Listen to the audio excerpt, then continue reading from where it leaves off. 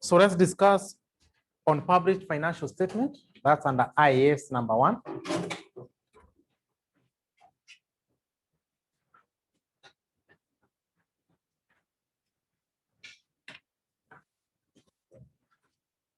So unpublished financial statement, this is just a summarized set of financial statements which are ready for publication. So we are saying that number 1 is a summarized and condensed financial statement ready for publication. And they are classified into 5, or they are 5. 1, we have the statement of comprehensive income. Statement of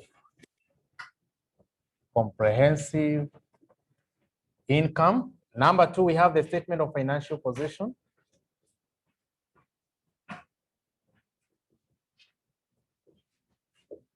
Number 3, we have statement of changes in equity. Number 4, we have statement of cash flows. But statement of cash flow is under IAS 7. And then lastly, we have notes to the above financial statement. Those are the set of the published financial statement. You have the statement of comprehensive income, statement of financial position, statement of cash flows, statement of changes in equity, and then we have the notes to the financial statement. Now, for the notes to the financial statement, it incorporates the explanation to the items in the above financial statement. It also includes other reports, such as auditor's report, director's report, segment report, commentary report, environmental report, forecast reports. Which other report do you know? Sustainability report, integrated report. All those reports are incorporated in the notes to the financial statement. So now let's go back to our notes. Now we discussed that. Now let's discuss on special topics. Special topics. Number 1 is recognition of closing stock. And closing stock should be recognized based on the ROA of either the cost or net realizable value. So for example, if you're given a cost, inventory whose cost was 500, but if you are to sell it now, the net realizable value, what you can realize is 400. So when you recognize that one in the financial statement, you take the ROA of the two, 400. So note that the closing stock should be recognized based on the ROA of either the cost and the net realizable value. Number 2, we have recognition of provision. When we are doing our discussion in our last session, remember I mentioned about something about the provision. And we said that the provision should only be recognized if the probability of occurrence is more than what?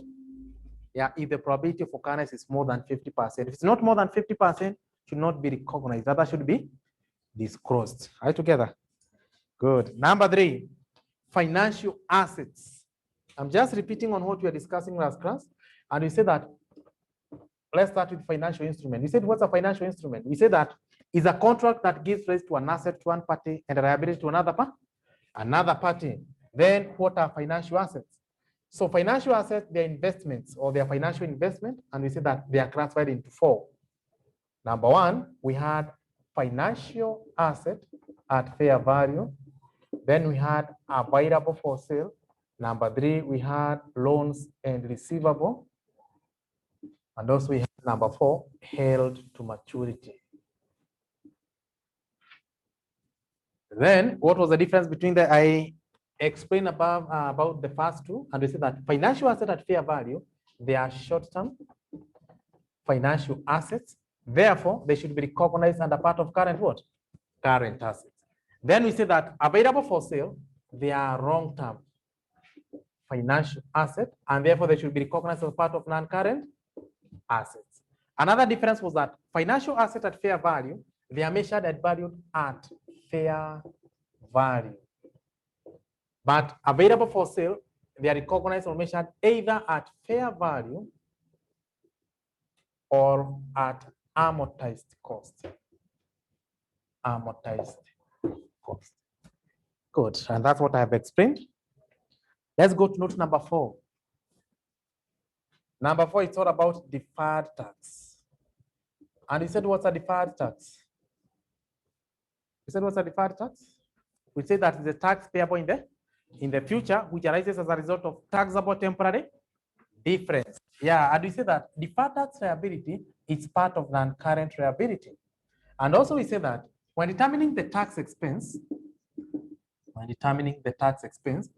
it will incorporate two elements. One is the current tax, that's the tax for the year, and then the changes in deferred tax. And we say that an increase in deferred tax becomes an expense. So therefore it increases your tax liability, but a decrease in deferred tax becomes an income, therefore reducing your tax expense. So that's a point you should note, that an increase in deferred tax liability becomes an expense, but a decrease or a reduction in deferred tax liability becomes a what? An income. Good. And that's what you have explained. That deferred tax is the tax payable or recoverable in the future, which arises as a result of temporary difference. Then we have some NBs. I've given you some NBs there. Number one, increase in deferred tax is deferred tax liability is an expense, while a decrease is a what? A decrease is an income. Number two, revaluation changes for PPE and available for sale.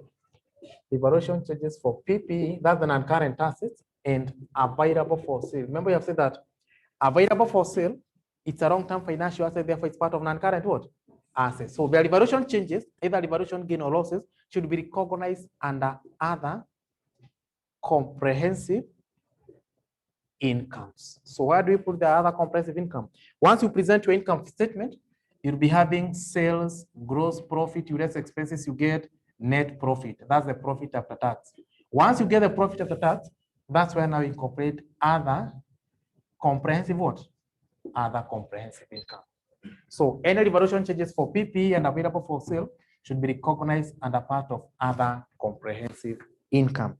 Number three, revaluation changes for item valued at fair value. Can you write fair value? Revaluation changes for item valued at fair value are recognized under other income. Can you underline other income? Recognized under other income. So what does it mean? So that means if the PPE, we are taking it to other comprehensive income. Other income comes just after the gross profit. You have your sales, you raise your cost of sales, you get the gross profit, then you factor in other income. So other income is after the gross profit, other comprehensive income is after the net profit. Good. Number four, ordinary share capital is recognized at par value with any balance reported at a share premium. So what does it mean? So now let's be here. We are saying that ordinary share capital should be recognized at par value with the balance reported at a share premium. So if you have 500 shares and each you had bought at 10, so that means the value of your equity is 5,000. Assuming now after 2 years, you still hold the same number of shares, still have the 500 shares, but note that the market price keeps on changing. And then let's assume it has increased to 12. So how much the value of your equity now? 500 share each at 12, you get how much? 6,000. So how do you recognize this 6,000? So we are saying, what do you take to the ordinary share capital? What do you take to the share premium? So we're saying that ordinary share capital should be recognized at the par value. So to the ordinary share capital, you have 500 shares, you recognize them at their par value, which is 10. Therefore, the ordinary share capital is an amount of 5,000 with the balance reported at the share premium. You have 5 shares, the price has increased.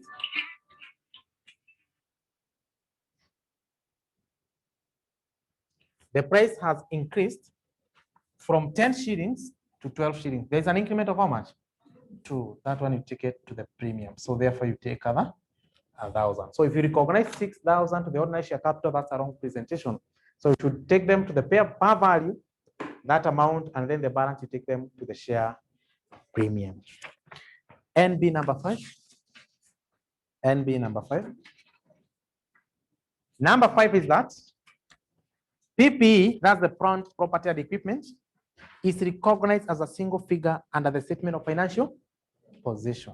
What do we mean? Remember, you have said that published financial statement is a summarized set or a condensed set of financial statements. So if the company has land, you have building, furniture, equipment. You need to consolidate them, do them as part of the working. And that's now what goes to the note to the financial statement. Then once you consolidate them, the balance now is what you take to the balance sheet as your value of PPE. So you take them as a single element. Number 6, expenses at the income statement are classified into 4 classes. So what about the expenses? Expenses are classified into 4. 1, it's either the cost of sales, administrative expenses, selling and distribution expenses, or finance cost. And finance cost is the same as the interest cost. So to the income statement, those are the 4 classifications of the expenses. So for example, you have depreciation, salaries and wages, you need to classify them under one of these expenses. Cost of sale, admin, selling and distribution, and the finance cost. And we think that the finance cost will only incorporate the interest expense, and in case there is preference dividend. So it's all about, in case you don't know where to take that, use your judgment. So for example, if you are given depreciation of building, where will you classify it?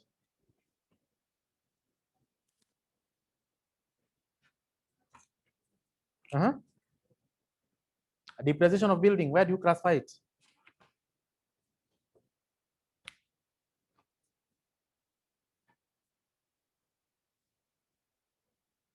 Why will you classify the depreciation of building? Sorry? Sorry? Administration. Perfect. What about audit fees? Yes? Tumesema finance is all about the interest around. Is audit fees an interest? It's part of admin. Depreciation of delivery van? Yeah, it's all about using judgment. Angalia hapa. Cost of sale. You know what goes to admin. For example, depreciation of furniture. Where do you classify that? It's part of admin. Furniture are used for admin. You don't use furniture to distribute goods. Are you together? So, and also it cannot be part of finance. Finance, we have said that it's all about the interest. What about bad debt? Bad debt. And now let me tell you one thing. Let me give you a secret for published. You see, everything is condensed. So if you mess on one expense, you mess with everything. So if something you're supposed to take it to cost of sale, take it here. So that means the 2 answers will be wrong. So you need to be very keen. I'm still waiting for your answer. Bad debt. Okay, can you use your judgment? Yeah, it's part of selling and distribution. Remember, data is associated with selling and distribution, right? Yeah, selling and distribution, the part of the data. So therefore, in case there is any bad debt, it's part of selling and distribution. What else? Yeah. Marketing director salary. Selling and distribution. Loan interest. Finance cost. Good. Number 7, I have already explained number 7, that the tax expense is made up of 2 elements. I've already explained that. That the tax expense is made up of the current tax and deferred tax. Good. Let's go to number 8. Component of other comprehensive income. So what are the elements we report under other comprehensive income? Number 1 is the revaluation changes, mostly for PPE and available for sale, and sometimes for intangible assets. Then we have actuarial gain or losses. That one arises from the defined plan asset or defined plan liability.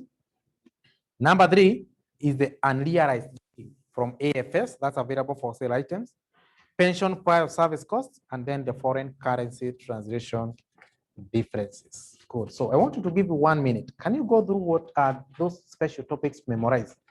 Go through the special topics to memorize.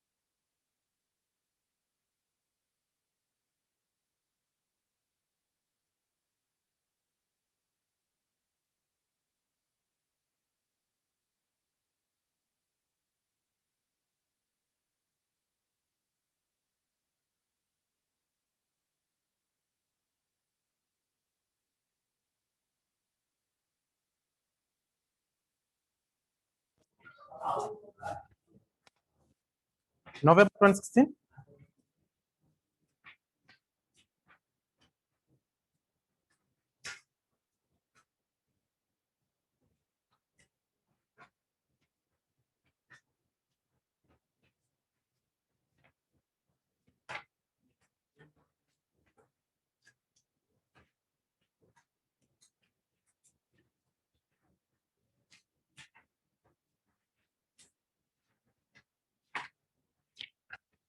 November 2016, question 2.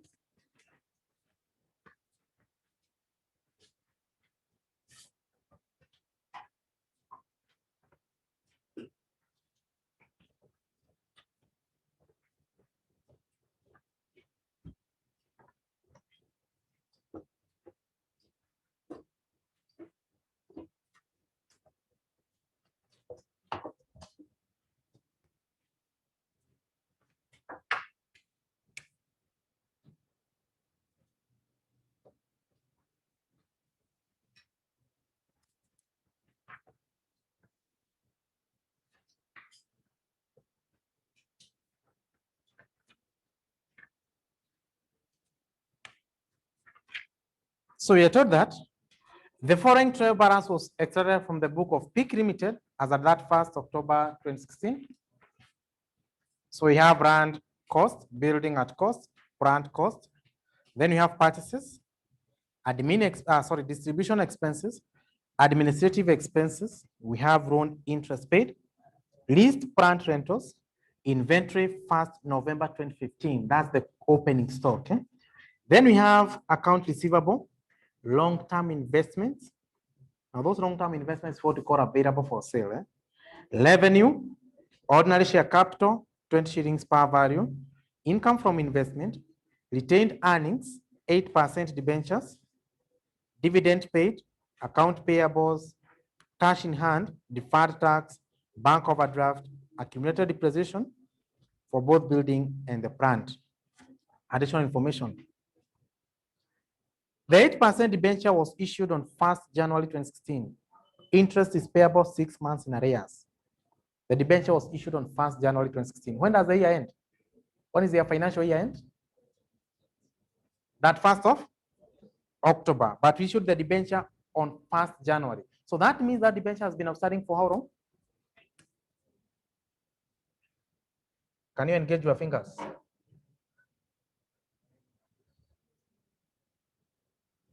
I have said you engage your fingers. There is no need to fail just for simple calculations.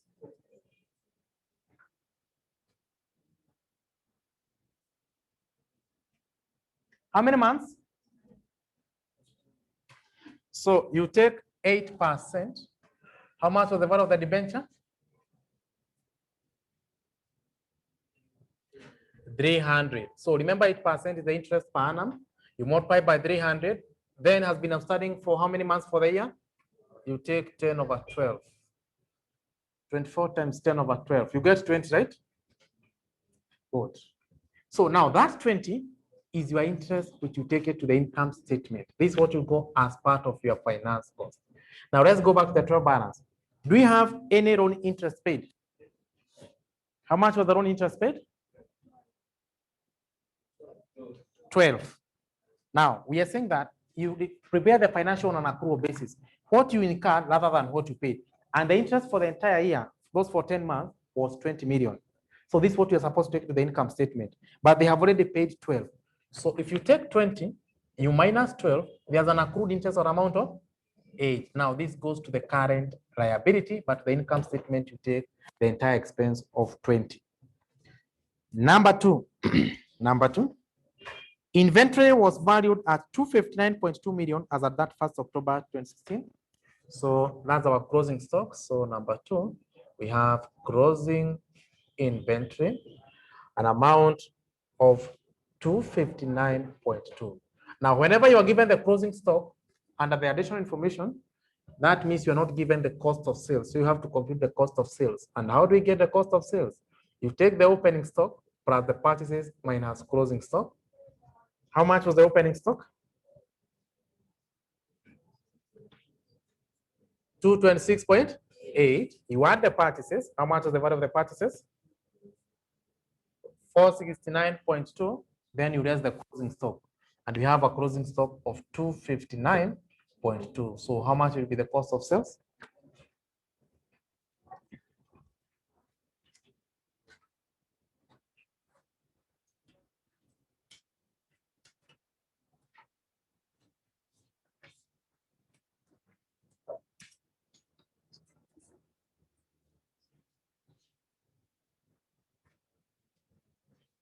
You're getting? For that 6.8. Good. Number three. On 1st November 2015, that's the beginning of the financial year, Peak Limited entered into a 5-year lease agreement for an item of plant. This item had an estimated useful life of 5 years. The annual rental, which is payable in advance, can you underline in advance? Yeah, lease rental are either payable in advance or in arrears. So this one is payable in advance with effect from 1st November 2015 was 1.2 million. The fair value of plant is 552 million and the implicit interest rate is 10% per annum. So whenever you're given a lease, we have lease payable in advance and we have lease payable in arrears. How you account for them is totally different. So God willing, in our next class, we shall look on that, on how to account for leases. And then for financial statement preparation purposes, you only prepare for 2 years. So how do you prepare your amortization schedules? So number 3, for leases, you prepare amortization schedule. And in this case, there is rentals payable in advance. So therefore, how will our schedule look like? So you have our period. How many years? That is was here for how many years? Sorry? Good. I said that for financial preparation purpose, you only prepare for 2 years. Then we have balance brought down. You are paying in advance. So you start by paying. So you start with the payment. Then you determine the balance due. Then you can pay the interest, and the interest will be based on your balance due. Then you determine the principal, and then balance carried down. So how much is the balance brought down? So we are told that. Let's read that again. On 1st November 2015, Peak Limited entered into a 5-year lease agreement for an item of plant. The item had an estimated useful life for 5 years. The annual rental, which is payable in advance with effect from 1st November 2015, was 1.2. The annual rent. So all the payment for the next 5 years, you'll be paying 1.2 for the next 5 years. The fair value of the plant is 552. So the balance brought down is 552. And the implicit interest rate is 10% per annum. So the interest is 10% per annum. So now let's be here. The balance, then you pay in advance. So you pay 1.2. How much will you pay? 400 and that's your balance. So when they're paying interest, you'll pay interest based on this 420. So you take 10% of 420, which is 42. Now let's get the principal. How do we get the principal? Now the payment, the amount you paid 1.2, they already have accounted for their interest, right? Together. So you have the interest and we have the principal. And you know very well of this 1.2, our interest is 42. Therefore, how much is the principal? So just take 1.2, you deduct the interest for you to determine how much is the principal. Is it 90? 90. Therefore, can we get the balance carried down? You take the balance brought down, you deduct the principal.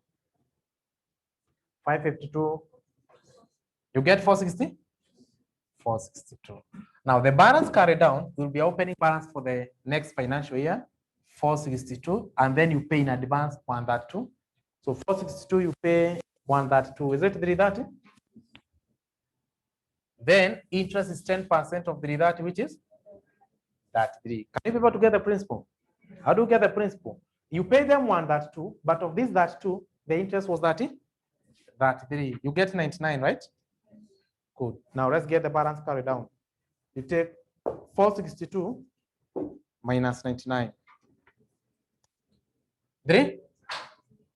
365? 363. Good. Therefore, what do we take to the income statement? What do you take to the balance sheet?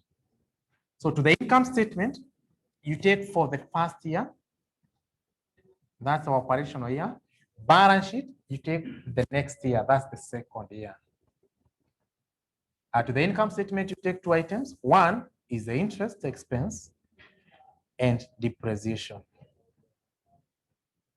So how much the interest expense? Just look at that. The interest expense, how much? Yes. You're only taking for the first year, you don't add the two. We have said you take for the first year. So the interest will be 40. Depreciation, you take the fair value is 552. And the lease period of the economic life of the machine is how much? 5 years. Good. Divided by 5. 110.4. Then what do you take to the balance sheet? To the balance sheet, you have your non-current liability and we have current liability. So when paying in advance, our non-current liability will be taking the balance due, and the current liability, you take payments. We see that a current liability is what you're able to pay within next one financial year. So by the end of this financial year we are operating, what you're able to pay within next one financial year is our what we call our current liability. And the next financial year, the payment will be 130, 132. So you're saying that the current liability will take the payment for the second year, which is 132. Then for the non-current liability is what you're not able to pay within one financial year. The balance was 462. If you pay them 132, how much would be a balance due? 30. Yeah, so the balance for the second year is what you take as your non-current liability. Good. Number 4. Number 4. Plant is depreciated at the rate of 15% using reducing balance method. So we compute depreciation of plant. And they are depreciating at the rate of 15%, reducing balance. Let's go back to the trial balance. How much is the value of the plant? 930, 936, but they're using reducing balance. So you deduct the depreciation. So how much is the accumulated depreciation for plant? How much is it? 156. So of that, you get what?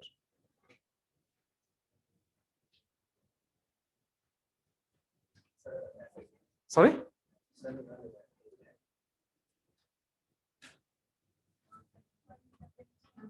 117, eh? Good. Then you are told that depreciation expense is to be included in the cost of sale in the income statement. Depreciation to be taken to the cost of sale. So now let's be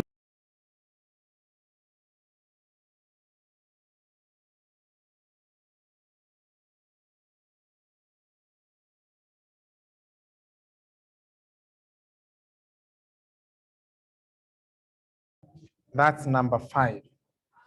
Revaluation of land and building. So we have land, we have building. Let's go back to the trial balance. How much is the value of the land? 400. How much is the value of the building? 1200. But remember, building is a depreciable item, so you deduct its accumulated depreciation. Total depreciation is how much? 360. So that means at the date of revaluation, how much was its net book value? 840, right? 840.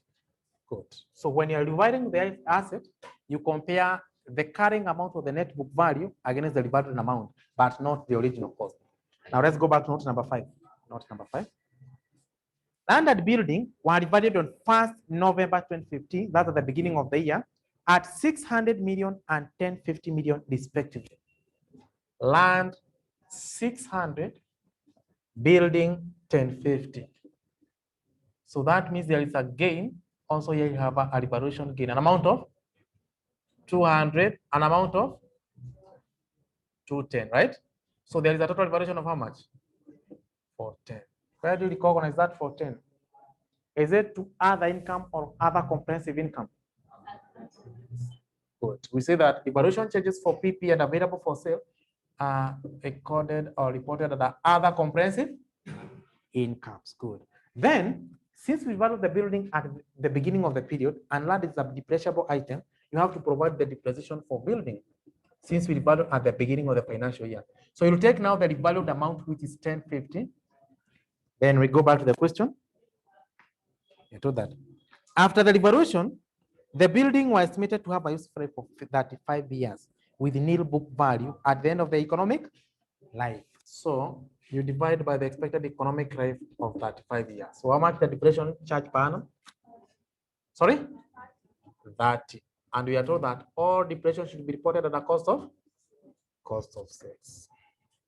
Number 6, the corporate tax.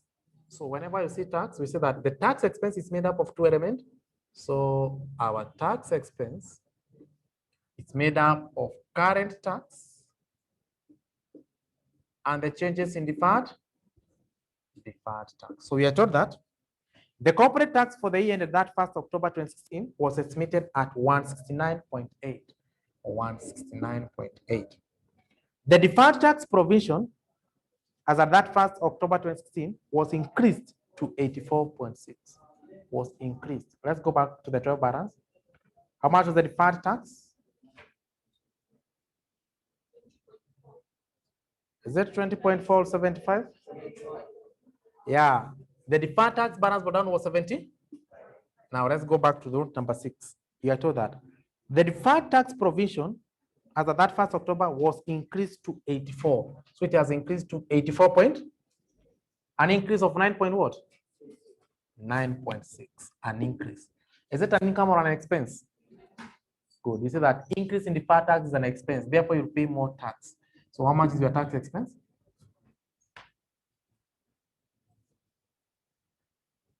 On 70 point what? 179.4. Now, this is what you take now to the income statement as your tax expense. Good. And you agree with that? Then there is something we say that PPE should be recognized as a single element. So let's work for PPE. So to PPE, we have land. Also, I've seen we had buildings, as well as we have brand. Then you also capitalize a finance lease. So leased brand. So now for the land, you take the revalued amount was revalued to 600. Then building was revalued to 1050. Then you do the depreciation charge for that financial year of that. So that means you have a net book value of 1020. Brand, let's be here. The cost was 936. It had accumulated depreciation of 157. And then there is depreciation charge for the year 117. So how much is the carrying amount? Sorry? 660? 663. And lastly, we have the leased brand. So for the leased brand, the carrying amount or the fair value was 552. You just depreciation. Here it is. It had 552. We depreciate for the next 5 years. So depreciation charge for that is how much? 110.4. So how much is the net book value? 4. So how much do you take to the balance sheet as your value of PPA?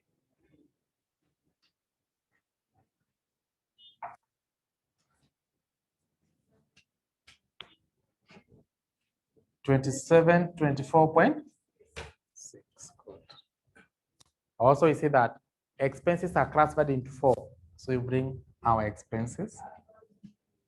1 is cost of sale, administrative expenses, selling and distribution, as well as what? Finance cost. So how much is the cost of sales? It's not there, it's here. How much is the cost of sales? Yeah, we had 436.8. 436.8. What about admin? Let's go back to what we have. The balance brought down. Admin is an amount of 33. Selling and or how much about admin distribution expense? 60. What about finance cost? Finance cost is all about the interest. Let's be here. We said for the interest, you don't take what you paid, you take what you incurred. And that's what it in first step. Interest on debenture, it's 8% of 300, and you're supposed to take the entire 20. Are you together? Not the 12 we paid. So it's 20. Then you add, now let's be here. Under the lease amortization schedule, we had an interest expense, an amount of 40. You add 42. Then we have depreciations, of which depreciation you're supposed to classify under cost of sale. We have this depreciation of this plant, an amount of 110.4 you added to cost of sales, 110.4 plus. We also have this depreciation of plant, an amount of 117. So you add 117 plus. What else do we have? Yes, we have depreciation of what? Building, an amount of 30. So now you can give me that. So this is 62, 60, 33. What about that?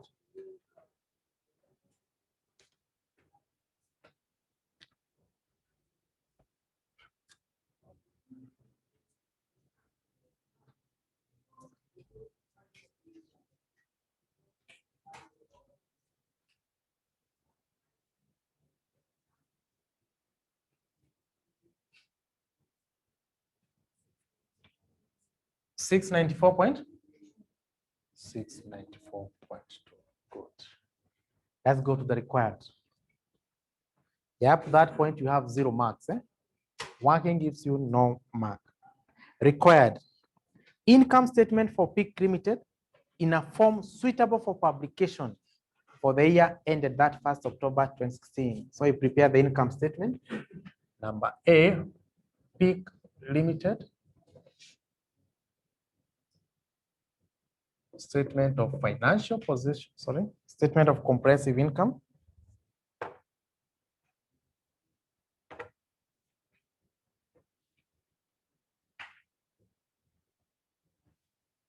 For the year ended.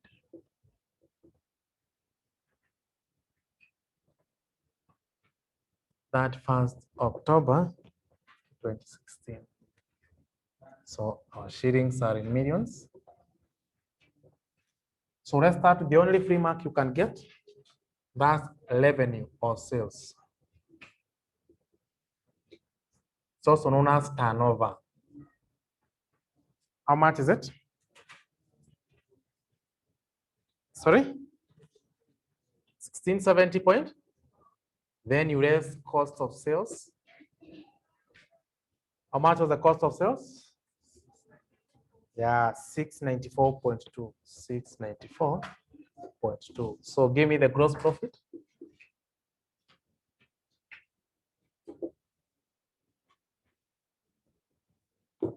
Sorry? 976 point. And once you have the gross profit, you factor in other incomes. And other incomes, can you see investment income or income from investment? Yeah, investment income, an amount of 27. Then you raise expenses. To the expenses, you have administrative expenses, distribution expenses, as well as we have finance costs. So for admin expenses, we have is that 3. We have 60 and we have 62. And that's how we get our profit before tax.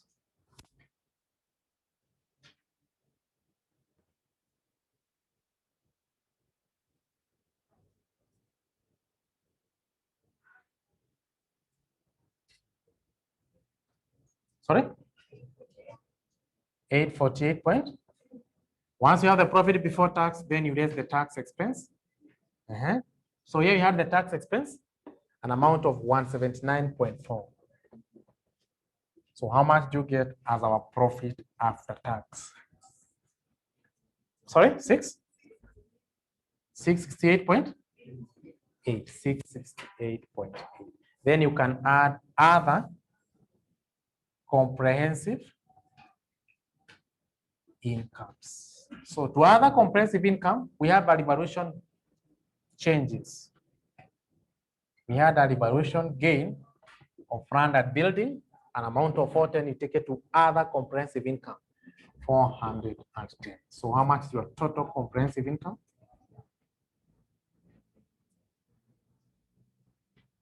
10? Yeah, 1078.8. Good.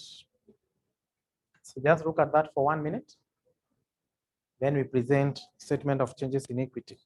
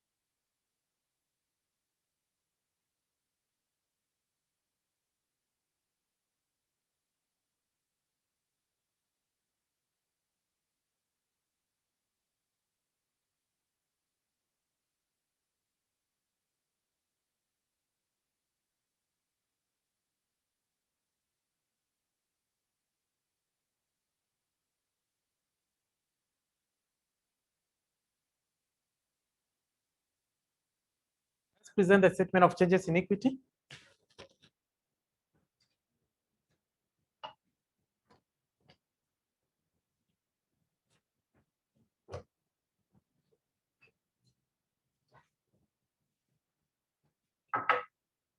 Number B.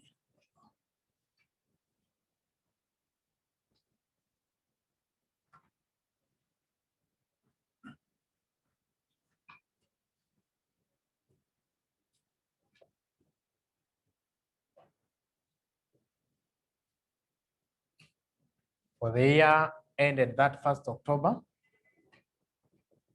2016. Now, to the statement of changes in equity, you only factor in the wealth that belong to the shareholder, such as ordinary share capital, share premium, reserves, retained earnings, etc. So what do we have in our statement?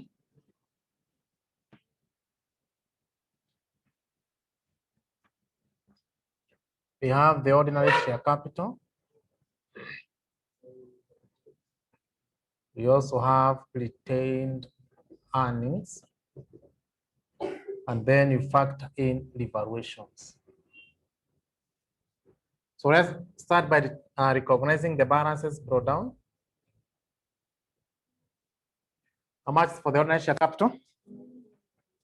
For the ordinary share capital is an amount of 900. Retained earnings, 717. Do you have any revaluation reserve? You didn't have any balance brought down. Then you factor in profit after tax. Now, profit after tax will increase the retained earnings. How much was the profit after tax? Yeah, 668.8, right? Then we had revaluation. Now, for the revaluation, you take what we have to other comprehensive income, an amount of 410. We didn't have any issue of shares. Did we pay any dividends? Yeah, dividend paid. Now, dividend reduces, or we pay dividend out of the profits we make. So you deduct from the retained earnings. So how much was the dividend paid?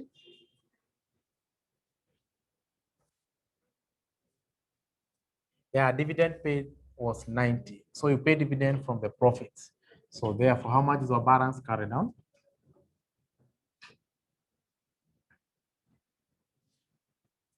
We have 900. We have 410. Sorry? 1295.8. 595.8. And then lastly, let's present a statement of financial position. That's number C.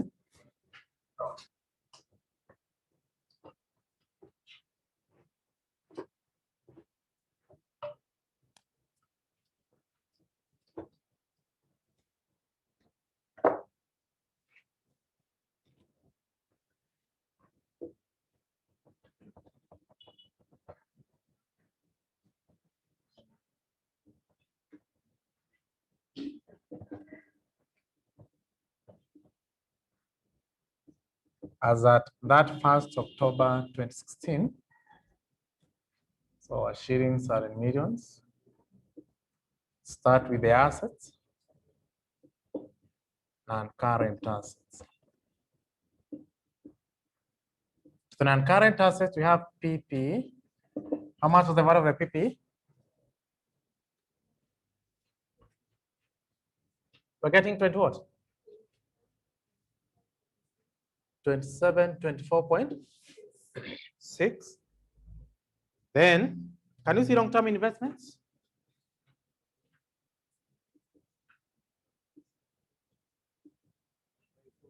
An amount of 540.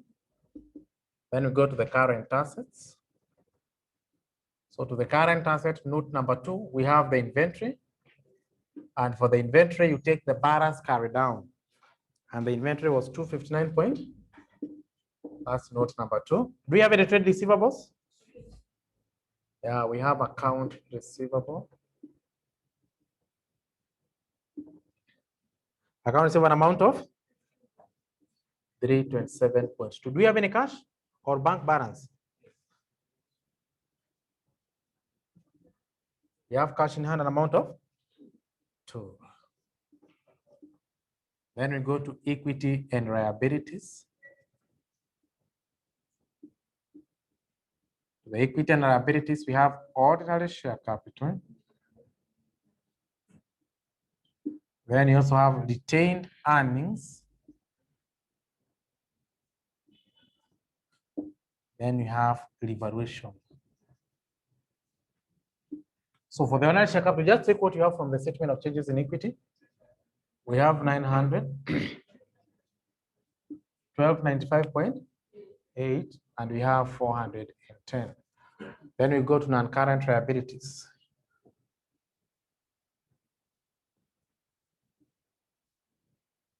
We have 8% debentures.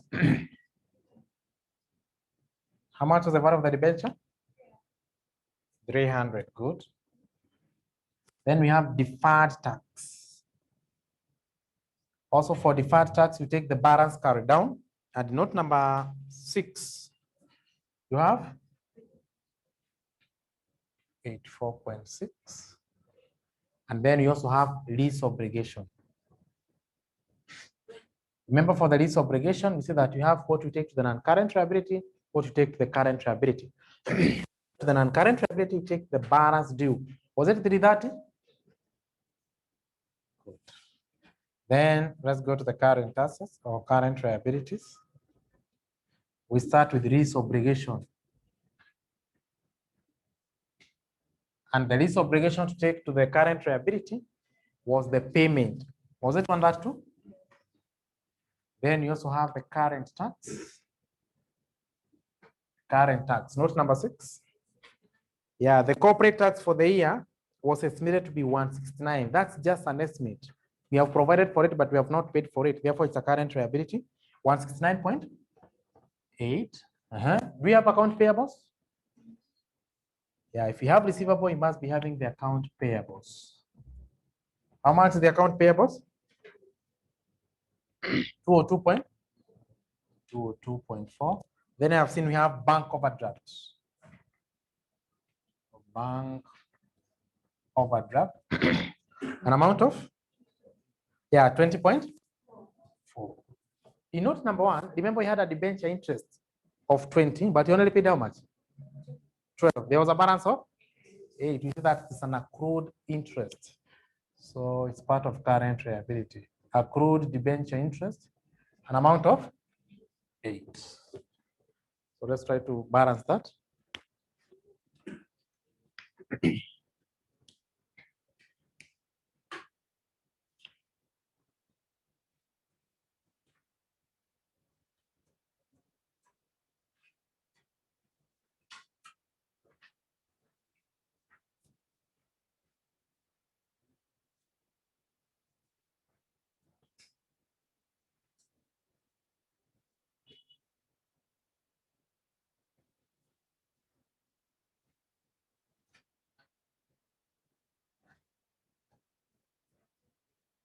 You get which one? Assets? Liability you get? That 853.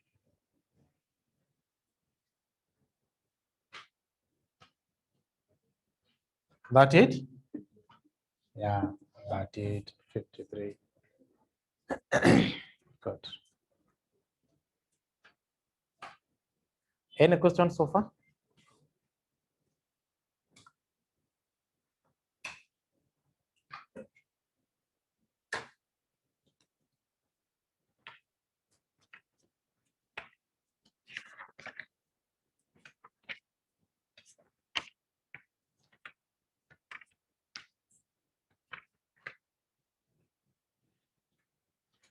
So let's try another question.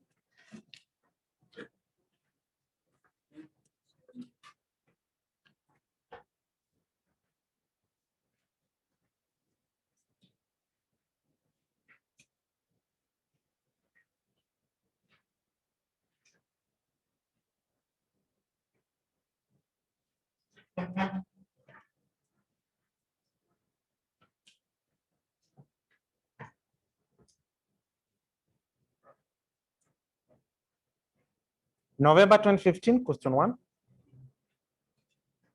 November 2015, question 1.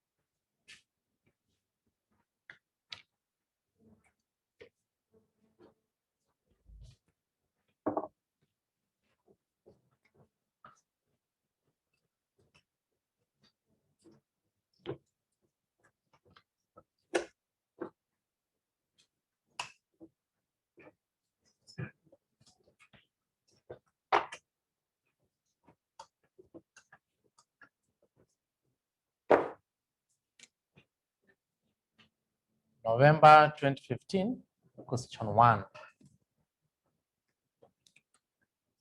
Dora Limited, a quoted company dealing in household goods, has prepared the following trial balance as at that 1st December 2014.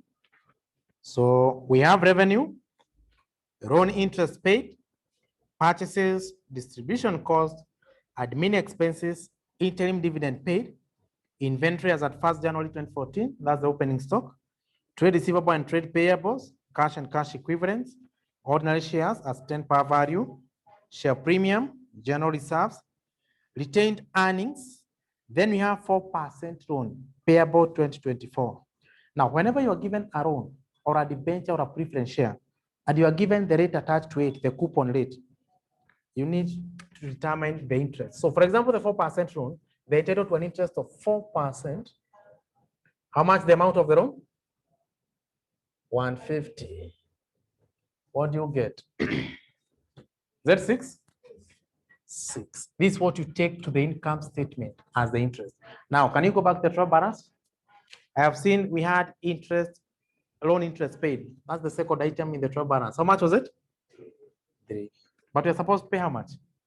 6. So to the income statement, you take 6. What you incurred rather than what you paid. Then 6, you paid 3. So there's a balance of this one, you take it to the current liability as an accrued interest. Then we have land at the building, where the cost of land is 60. Estimated depreciation, plant and equipment. Investment property, 1st January 2014. Remember we said what's an investment property? It's an asset held to earn commercial returns, for capital appreciation or to earn rentals rather than for ordinary use. Then we have rental income, and then we have proceeds from sale of investment. Number one. Closing inventory as at that 1st December 2014 amounted to 388 million at cost. So you are given closing stock was an amount of 388. However, shortly after the year end, some inventory which had cost 15 million was sold for 8 million. Yeah, I remember we talked about events after reporting period. We had what we call the adjusting events and an adjusting event. This happens after the year end, and we are told that. However, shortly after the year end, some inventory with cost of 15 was sold for how much? 8. So we have loss on inventory. An amount of how much? 15, but you only realized 8. So there was a loss of 7. So how do you account for this 7? This 7, you added to cost of sales, you eliminated from the closing stock. Or to clear the matter, adjust your closing stock. Because if you adjust your closing stock, that means your cost of sale will be correct. So you take 388, you raise that loss on stock, an amount of 7. So therefore you have 381.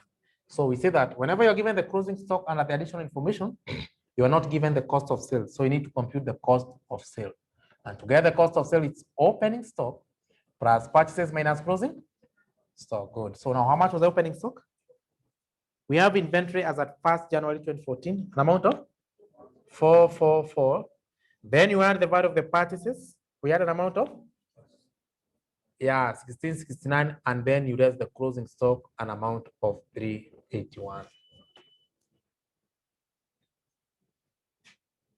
So how much would be your adjusted cost of sales? 17? That too. So in this case, you don't add these 7 here because you have already adjusted the cost of sale to the closing stock.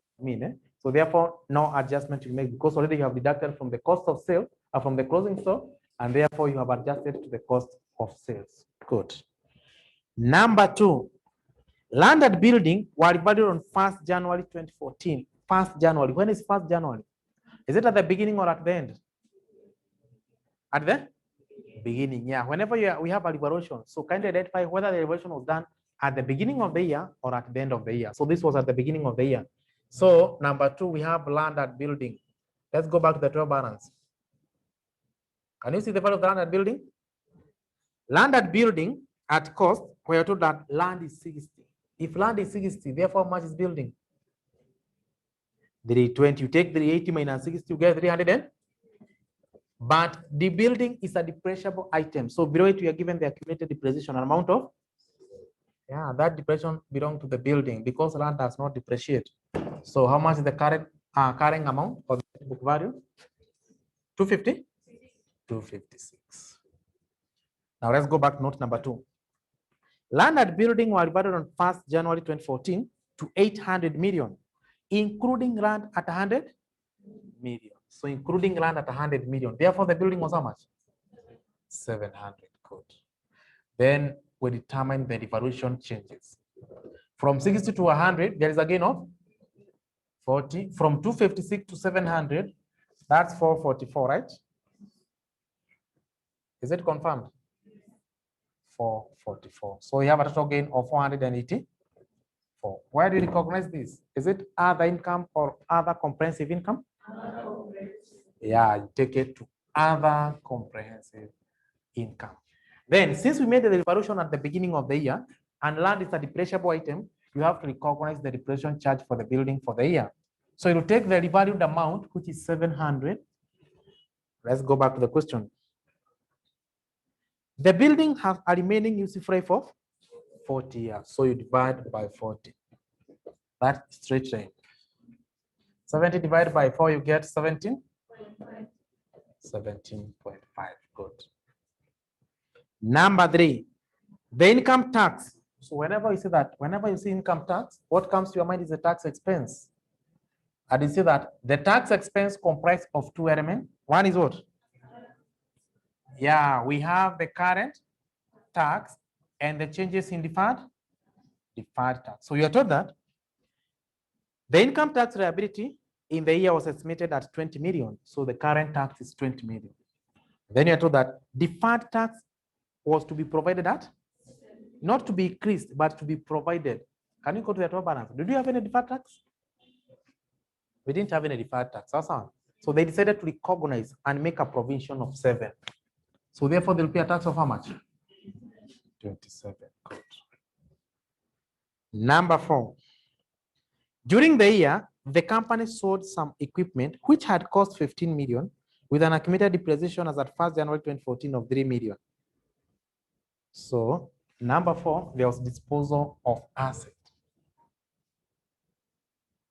So we want to determine whether it is disposed at a gain or a loss. How much was the disposal proceed? Can you go to the total balance, the last item we have? Can you see proceed from the sale of equipment? An amount of? We want to determine whether it's sold at a gain or a loss. So we compare the disposal proceed against how much was the net book value at the date of disposal. So to get the net book value, let's go back to note number 4.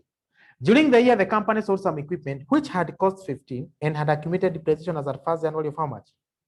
So you take 15 minus 3. So how much of the net book value? 12. But we sold it for 7. Was it a gain or loss? A loss of how much? Yeah, we had a disposal loss of 5. Good. Then you see to that on note number 4, an item of plant was also estimated to be impaired by 4 million during the year. So we also had an impairment, an amount of 4. I remember explaining what's the difference between a depreciation and impairment. Number 5. Depreciation rate as per the company policy are as follows.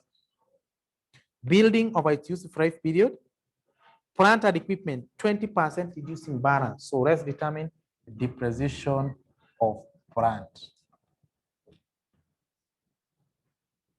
Depreciation of plant. We are told that the rate is 20% reducing balance. So you take 20%.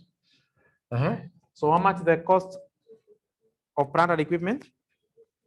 Yeah, is 258 minus accumulated depreciation of how much? 126. So give me the net book value. 258 minus 126. You get? I want the net book value. 258 minus carrying amount of, depreciation of 126. You get how much? 132. But remember, you also disposed an item, right? So that's our net book value. Then you deduct the net book value of the item that we disposed. And our net book value of how much? 132 minus 12, we get 120. 20% of 120 is 24, right? Good. That's the value of the depreciation of the plant. Then we're told that the company accounting policy is to charge full year depreciation in the year of asset purchase and none in the year of disposal. The company treats depreciation of plant and equipment as cost of sale and land and building to an admin expense. So let's be here. This depreciation of building, you take it to admin, but for plant and equipment to part of cost of sale. So for the disposal of asset, we have 5. You take it to cost of sale. We had a impairment plant, you take it to cost of sale. We also had depreciation of plant, you take it to cost of sales. Good. Number 6. Dora Limited values investment property at fair value. Can you go to the top balance? How much was the fair investment property?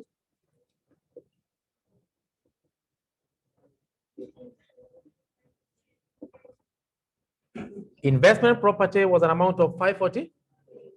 Now let's go back to note number 6.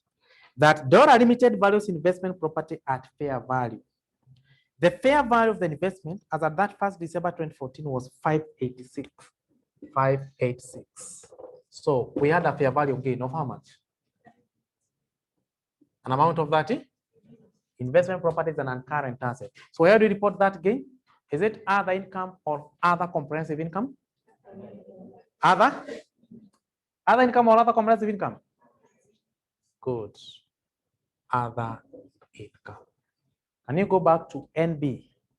We say that items measured, revaluation charges for item measured at fair value, the revaluation charges will be recognized under other income. Was NB number what? NB number 4. Yeah. That revaluation charges for item measured and valued at fair value should be recognized under other income. Good. Number 7. During the year, the company made a 1-for-3 bonus issue capitalizing its general reserve. This transaction has not been accounted for. So number 7, we had a bonus issue of shares. Bonus issue of share. And what was the term of the bonus? For every?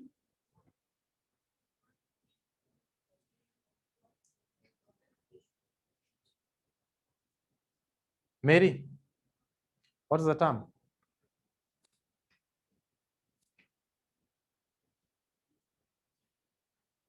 For every?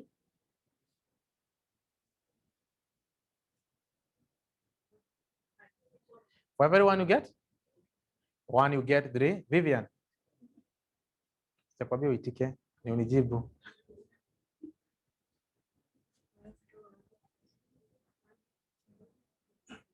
I'm here and I can't hear what you're saying. Eh?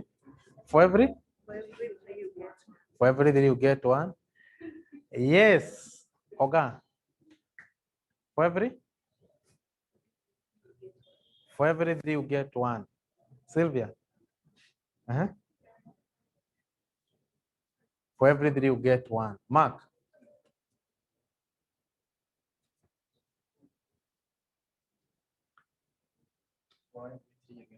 For every 3 you get? Delito.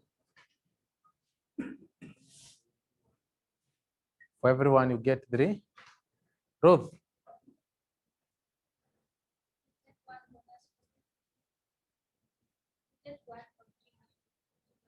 For every 3 you get? 1.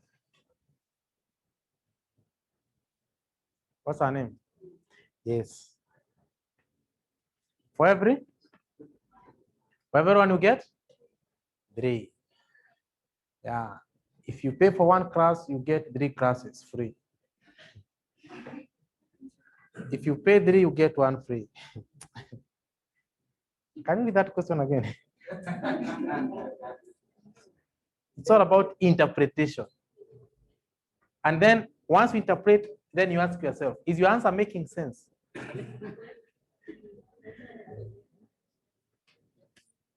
Is your answer logically defensible? Is it plausible? Eh? Is your answer plausible? That now, assuming there is an offer, there is an offer. For every 1 Red Bull, you get 3. or for every 3 Red Bull, you get 1. Which one is logically defensible? Which one is plausible there? For everyone, you get 3. For every 3, you get. So now, for those who are arguing that for everyone, you get 3, that means in that company, if you have 100 shares, you'll get how many free shares? 300 shares. Is it logically defensible? During the year, the company made a 1 for 3 bonus issue. So that means for every 3, you get 1 bonus. You see, bonus is share issued at no consideration, right? You are given for free. Capitalizing is general reserve. What does it mean? Now, when the company issues shares, if you issue share worth 100 million for free, number one, the share capital will have to increase. If the share capital increases, you have to show where is the money. Are you together? But in this case, you gave them for bonus. That means the shareholder paid nothing. So what happens whenever they have a bonus issue? They usually transfer from the reserve, from the reserves. Maybe if you have the share premium, if you had devaluation reserves, if you had general reserves, that's what you transfer there so that you increase your your ordinary share capital. So for every 3, you get 1. Let's go to the balance sheet. How many shares do we have?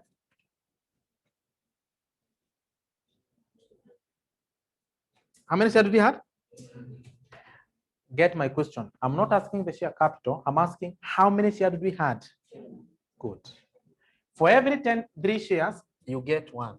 What about 10? That means you get 3.3. Are you together? Each at 10. The power is 10. Are you together? That means you should share over how much? 33. For every 3 shares, you get 1. What about 10? It's just 10 divided by 3. That's a that, right? Which is 3.3. 3.3. Then you multiply by because you're presenting them in monetary terms. So what will happen? Your ordinary share capital will increase by 3. Therefore, you capitalize the general reserve. Therefore, your general reserve will decrease by 3. You just do what you call the intertransfers. This transaction has not been accounted for. I think we are through with that. So once we are through with that, we say that PPE should be recognized as a single item. So let's work for PPE. To PPE, we had land, we had buildings, and also we had plant and equipment. Now, for the value of the land, we take the revalued amount. What is the revaluation? Yeah, land from 60 to 100. So for the land, you take 100. Building was evaluated to 700, but there was a depreciation charge for the year, an amount of 17.5. So what do you get? You get 682.5, right? Then we have plant and equipment. So now I want you to do this. Can you compute that and give me the answer? Don't leave it anywhere. I just need to get the plant and equipment. I just need the net book value. I'm giving you 30 seconds. That second is enough for you to compute that. Actually, don't have to write anything. Just engage your calculator.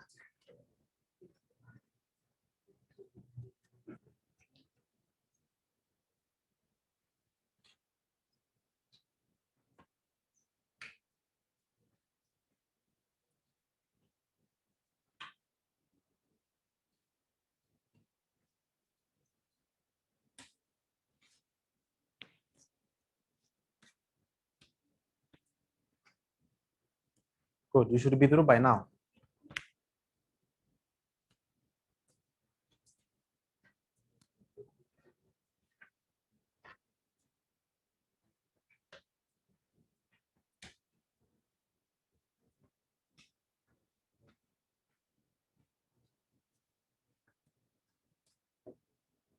Wonder you are getting how much? Not yet.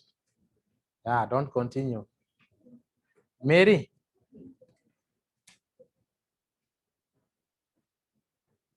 No idea. Emma. 108.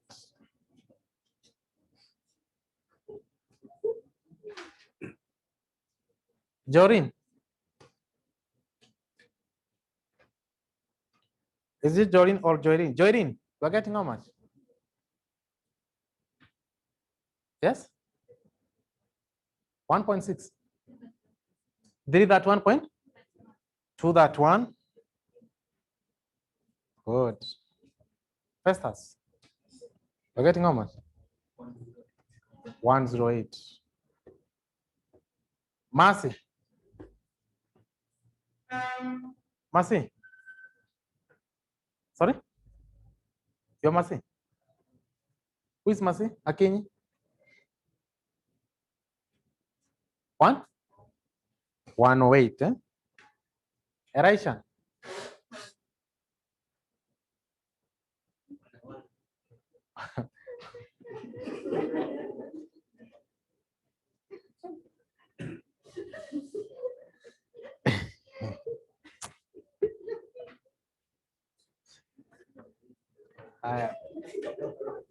Sarah, Modoni? Bado, eh?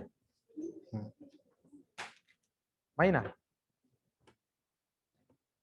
You're Joyce Maina, right? Are Joyce Maina? Who's Joyce Maina? You are the one, eh? Uh-huh.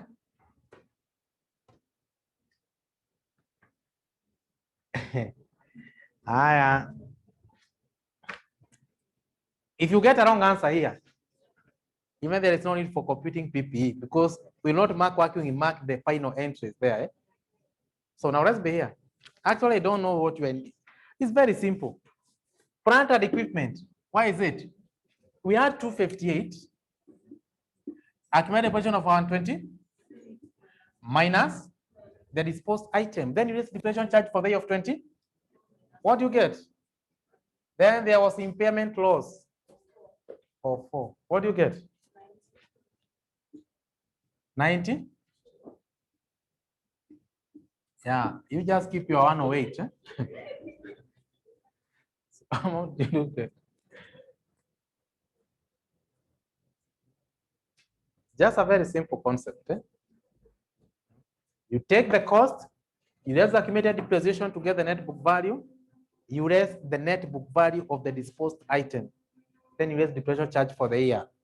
Then there was an impairment aspect of 4. So you get a carrying amount of 92. What do you get? 6, 7, 8 what? 874.5. Then you also say that expenses are classified into 4. Number 1, we have cost of sales, admin, and distribution. We have what? Finance cost. So let's start by balance go down. How much was the cost of sales? 1730. We have 1732. Then how much was admin expenses? How much was distribution cost?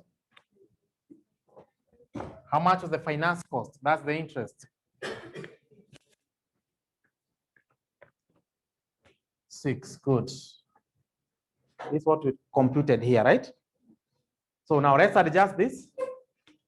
Let's adjust. So we had this depreciation and we had reported to admin expenses. So to admin, you had 17.5. We also had loss on disposal. You take it to the cost of sales. So cost of sales, you add 5.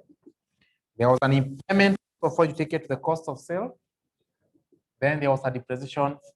You take it to cost of sale, an amount of 24. Now give me that.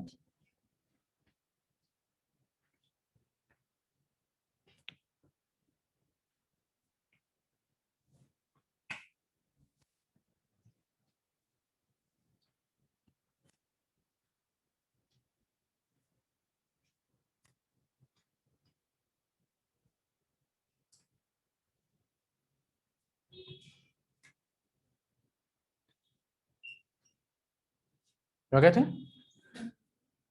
Sorry? 1765. 360? 62.5. So now with that, let's go to the required. Prepare in a format suitable for publication the following financial statement for Dora Limited for the year ended that 1st December 2014. One is the income statement. So, Dora Limited. Statement of comprehensive income.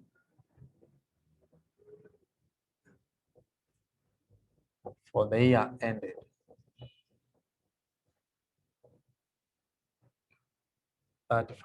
December 2014.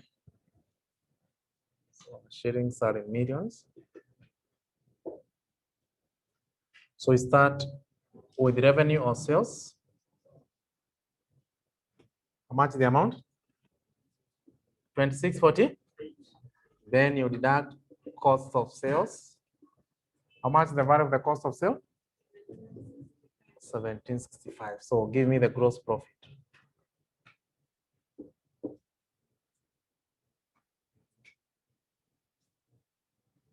Sorry? 883.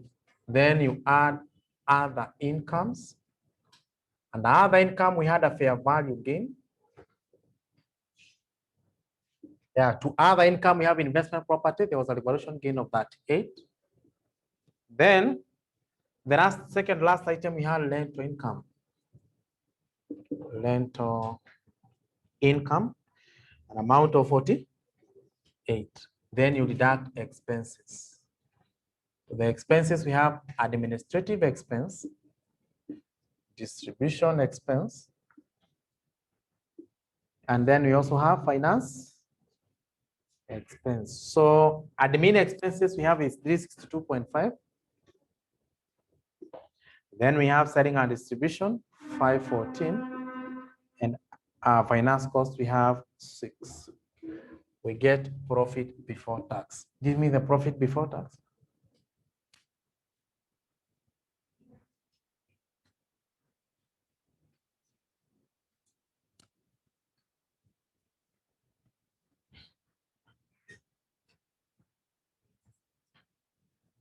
$86.5. Then you raise tax expense.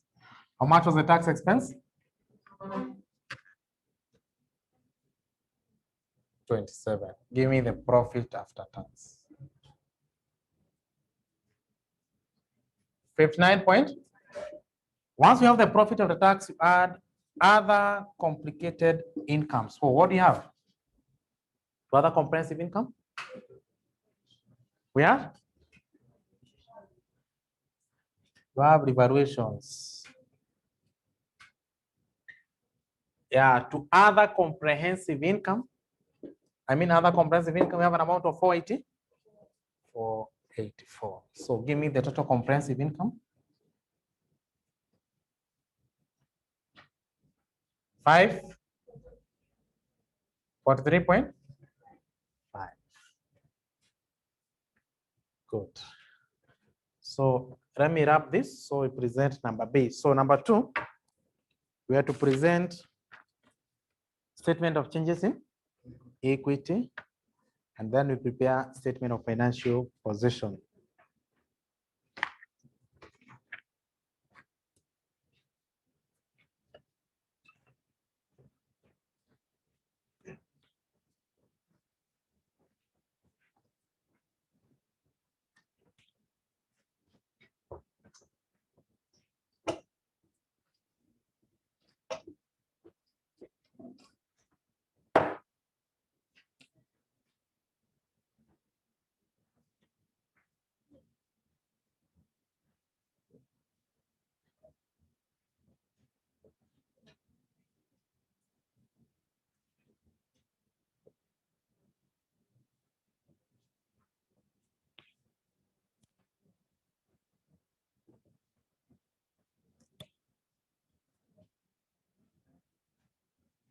Now to the statement of changes in equity, what do we have?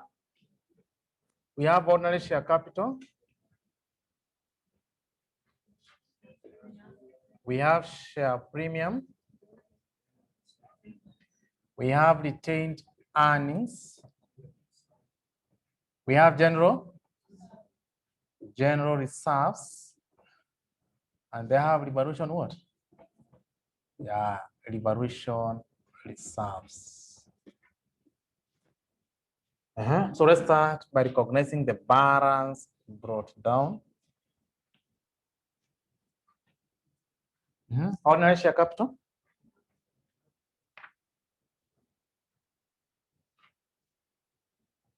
$100. Share premium. 244. Retained earnings. 349. General reserve. Do you have any revaluation balance brought down? Didn't have revaluation reserves. Then during the year, we had bonus issue of share. So issue of share. How much was the amount? That 3. So that means our share capital increased by that 3. You capitalize the general reserve. So you transfer that 3. You take it to the ordinary share capital. Then you take profit after tax. That one increase our value of the income retained earnings. How much was it? 59.5. Then we had revaluation. A revaluation of how much? Yes, the one to other comprehensive income, 484. Then we paid any dividends? Can you see in term dividend paid? An amount of? We paid dividend from the retained earnings. Or I mean from the profit. So let's get the balance carried down. This is 133, 244, 484. This is 537, right? Is it 537? What about this? 402? 402.5. Last part C of the question. Represent the statement of financial position.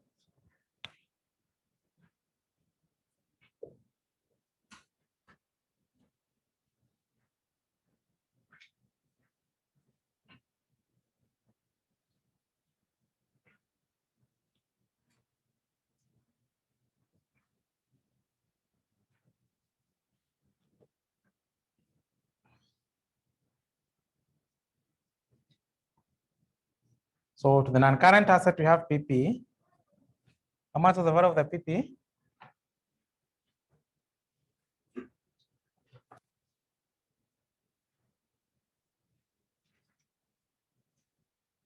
You get 880? 874.5. Then we have investment property. For the investment property, you take the valued amount. Note number 5, note number 6. Then we go to the current assets.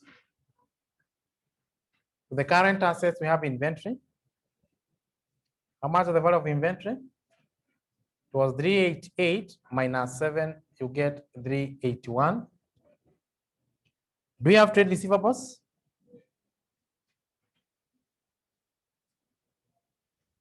How much is the value of the trade receivables? 545. Do you have any cash? You have cash and cash equivalents. Amount of 20? 28. Then we go to equity and liabilities. Under the equity and liabilities, just copy what you have to the reserves. Ordinary share capital. We have share premiums. We have retained earnings. We have general reserves. And we have revaluation. So we have 133,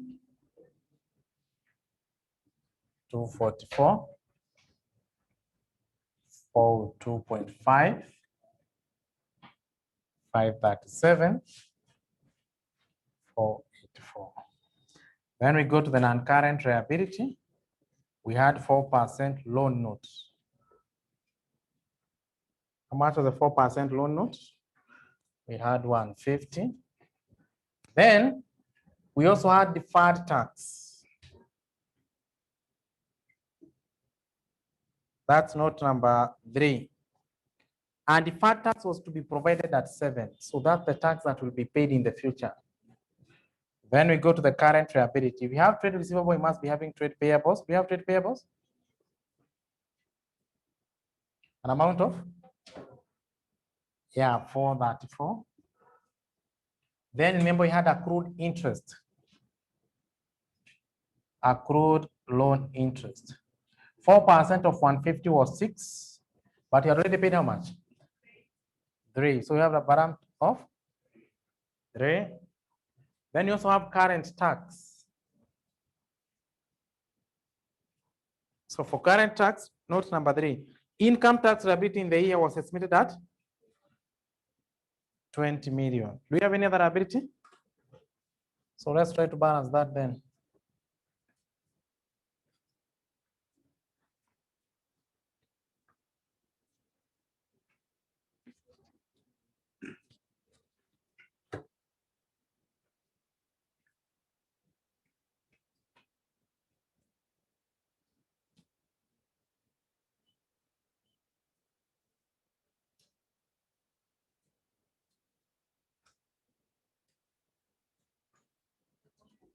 Which one? Asset liability? Liability you get? Mm-hmm. 24, 14, 15.